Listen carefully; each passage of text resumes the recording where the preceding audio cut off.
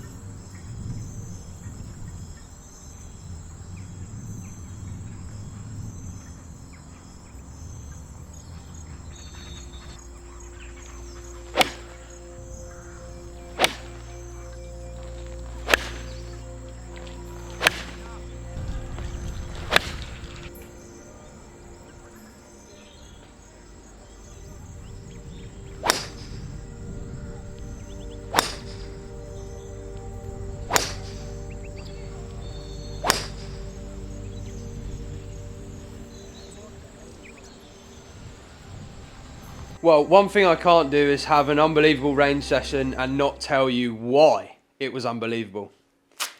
Let me just put on my GX golf glove, and if you haven't checked them out, gxgolfgloves.com, premium Combretta leather, premium gloves without paying the premium price. Use code JOSH10 at checkout and get a further 10% off your order. Okay, so yeah, following my lesson with Liam, we had some little updates to the swing, and there was definitely for me a slight difference in the move from when I previously went to see Liam, and I just think that's a little bit of a better understanding of now what's going on with the movement side. So for me personally, this is what I'm feeling now that I'm away from the lesson, is a little shift off. That's complete now. It's done. I'm here, you know. I've gone from here. It's almost like a start of the swing as well, and you know, to feel that in the move, I'm just kind of setting the move like so and then swinging up. It's, you know, I don't need to do this little bit to get that movement when I'm over the ball, but it's a very good way of feeling it in the drills to then take out onto the golf course. So yeah, I'm just getting that little shift off, and then as I swing to the top, I'm already re-centered now, whereas before I believe for me I was feeling it a little bit too late, so I was kind of getting to here, and then on the way down I was moving in, whereas now it feels like I am going off, recenter, you know. So yeah, timing it up better, feeling like I've definitely now got more time to, you know, get back onto that lead side. I'm already there, so I don't have to rush it in the downswing. It's, you know, it's already there. So yeah, I mean, that range session was just unbelievable. Just feeling, you know, that little shift, recentering back on, and yeah, it's definitely going to be a work in progress for me, just getting that movement a little bit freer, flowier, and I think ultimately that's when you take it to the next level, is just by doing this move in flow state. You know, you're not thinking about it. You're literally just going do do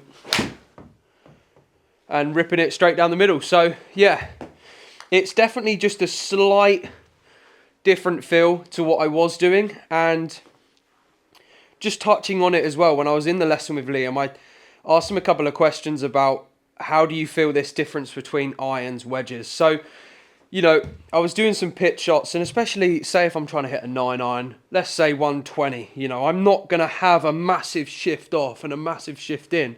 It's going to be a pretty centered move, you know, whereas say now I'm trying to hit 9-iron 160, you know, that might be one where I've really got to emphasize my movement to get the speed up. 155, close. You know, to feel that difference as well when we go up to driver, please be gentle on me. This is my first driver, so I don't know where this is going to go. But for driver, it is a different timing in the move. And it'd be great to go and see Liam and just take this to the next level and get it all mastered. But for driver, I'm going to have definitely more of a shift off. And then when I was on the course the other day, I was almost feeling like I was kind of staying back here. And depending on what shot I want to hit. So when I felt like I was almost just sitting back on it, that was when I was getting the start line further right and a more of a neutral ball flight. When I feel like the off and then in, that was when I was getting a low start line and a little bit left. So I was getting more curve left to right. So depending on what kind of shot the hole requires, you know, let's hit that start line left one first, because that's the one I can do every single time. But yeah, it's going to be a little shift off, and then I can definitely feel that move in with the one that's going to fade.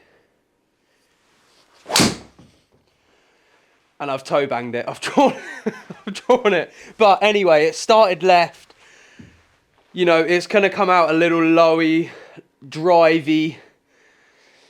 It's not bad, and definitely for me, that's a shot that I'd probably play when under a bit of pressure, is the one that I know is probably not going to turn over left. It's always going to move that way. There it is.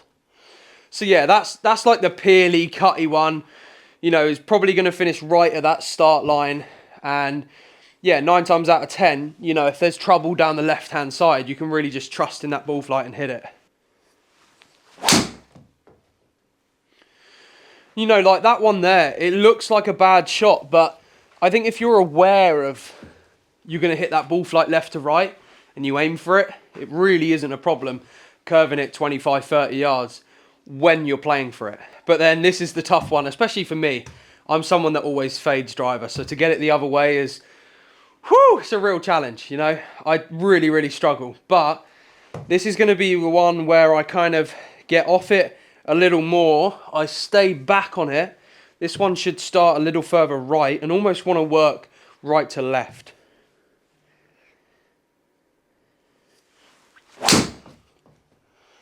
And there it is, the high bomb.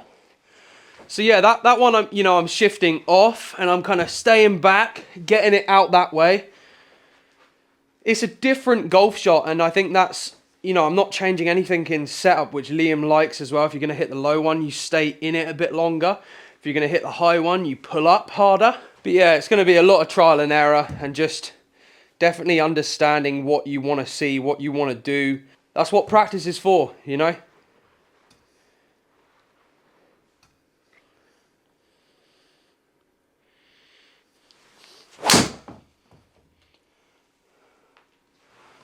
Who would have thought that? Look, who would have thought I'd be hitting 2 draws in a row? That was toey. But yeah, it's a different ball flight. It's getting there. So this is the source right here. Off, recenter, release it, throw it.